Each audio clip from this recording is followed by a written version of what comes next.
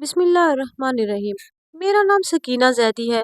मेरा शौहर शादी के कुछ दिनों के बाद ही मुझसे लड़ने लगा। मैं उसे कोई बात समझाती, वो हमेशा उस बात का उल्टा ही मतलब निकालता और फिर इस तरह बात बढ़ जाती।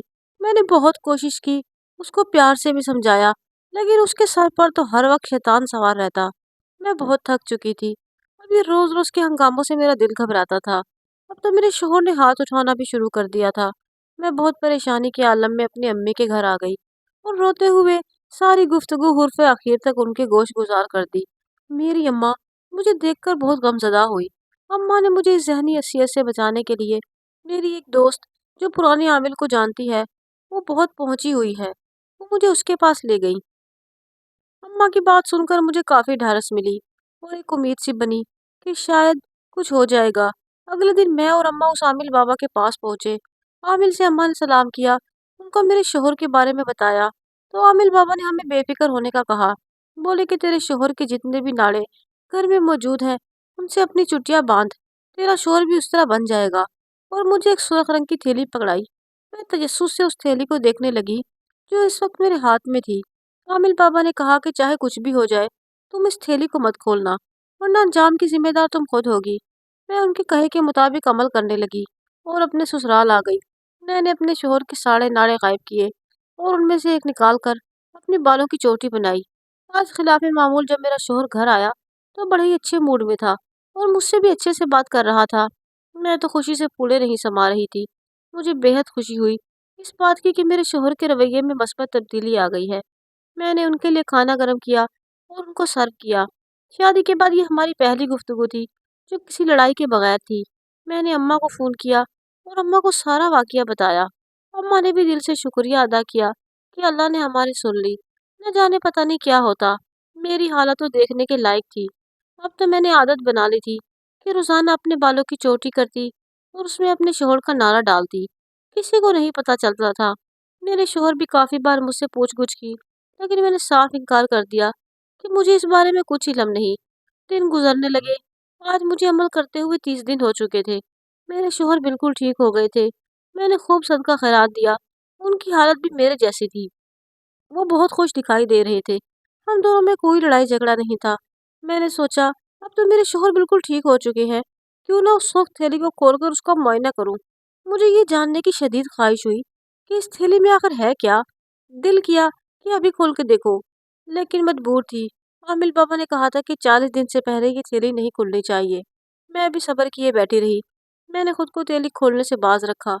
मैं खुद को इस थैली से दूर रखने के लिए वो थैली अलमारी के ऊपर छुपा दी, लेकिन फिर भी मेरे दिल को तशवीश और तजस्सुस हर वक्त ही लगा रहता कि आखिर उसमें है क्या। मेरे शोहर अब मेरी बहुत फिक्र करने लगे थे।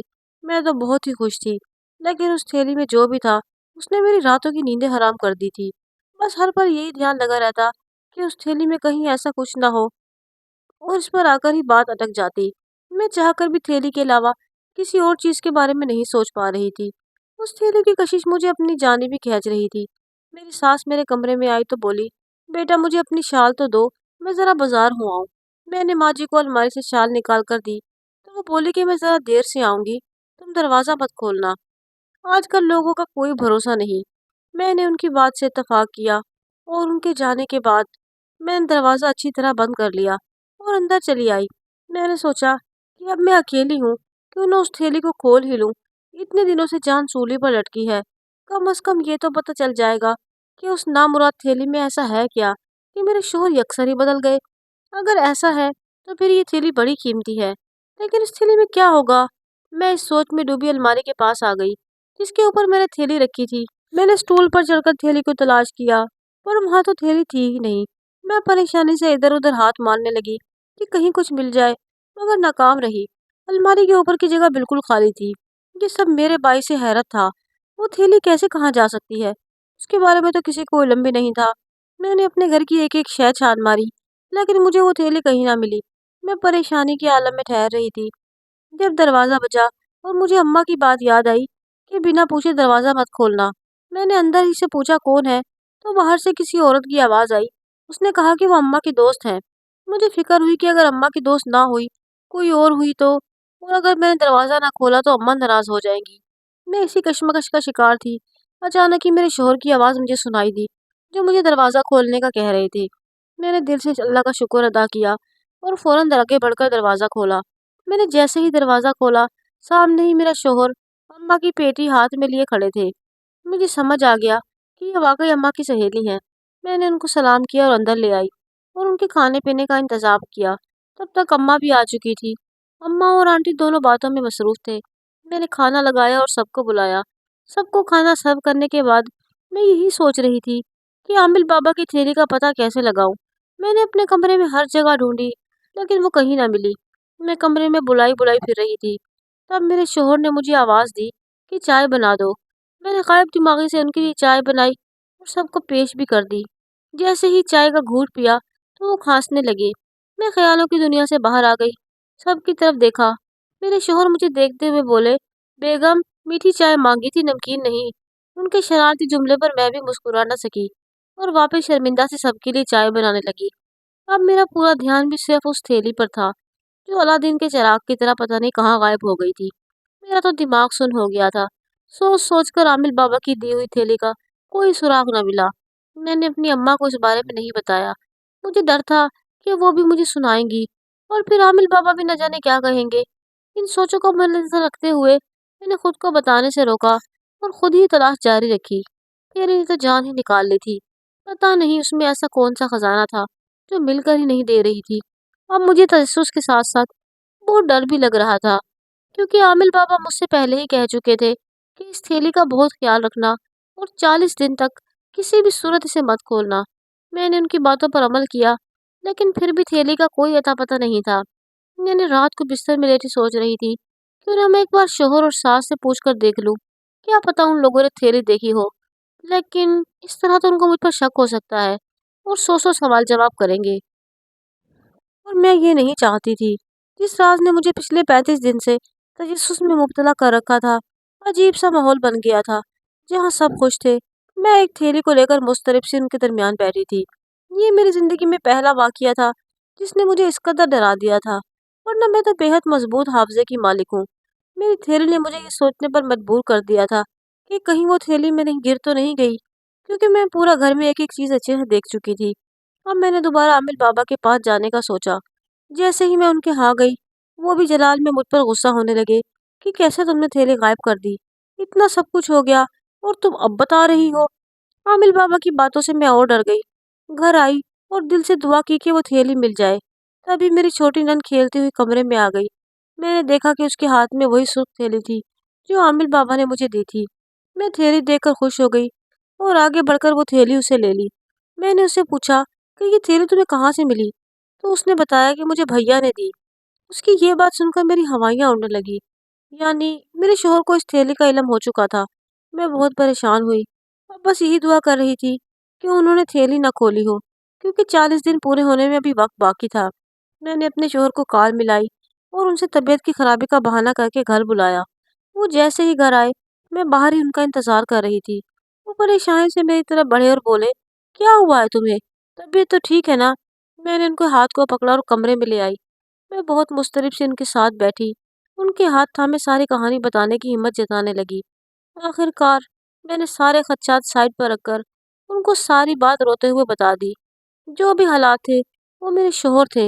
उन्होंने तहम्मुल से मेरी बात सुनी और आखिर में गहरा सांस भरते हुए बाहर चले गए, और मैं बेचैनी के आलम में उंगलियां मरोड़ने लगी। हालत ऐसी थी जैसे किसी ने तपती धूप में बेआसरा छोड़ दिया हो। मैं बहुत बुरी तरह फंस चुकी थी। अब मुझे एहसास हो रहा था कि मैं क्या कर चुकी हूँ।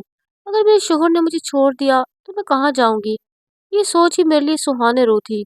मैं अल्लाह से दुआएं मांग रही थी कि मेरे शोहर ने उस थैली को ना देखा हो। मैं बस यही बड़बड़ा रही थी, तभी मेरे शोहर कमरे में आए तो उनके हाथ में एक किताब थी। मैं खामोशी से उनकी सारी कार्रवाई देख रही थी। मेरे शोहर मेरे साथ बैठे और मुझे बोलने लगे कि ये बात मैं पहले दिन से ही जानता था कि तुमने उस थैली को कहाँ छुपाया है। मैं तुम्हारी और तुम्हारी माँ की सारी बातें सुन चुका था। जब तुम हमारे झगड़े के बारे में बता रही थी, तो मैं समझ गया कि अब तुमने क्या किया है। मैं शशदर नज़रों से उनको देखने लगी और वो मुझे मुस्कुराकर देखने लगी और बोले, तुम उस आमिल के पास जाकर हमारे घरेलू मामलात सुना रही थी और वो तुमसे सिर्फ झूठ बोल रहा था। तुमने उस पर यकीन किया और वो सब किया जो उसने तुमको कहा, लेकिन तुमने ये गौर नहीं किया आधे ही दिन में मेरी काया पलट कैसे हुई। मैंने पहले ही अम्मी जान से बात की थी कि मैं तुमसे लड़ लड़ कर तंग आ गया हूँ। अब मैं सुकून करना चाहता हूँ, इसलिए बाहर जाने का प्लान बनाया। अम्मी ने मुझे समझाया कि तुम दोनों के जज्बातीपन की वजह से रिश्ता कमजोर हो रहा है।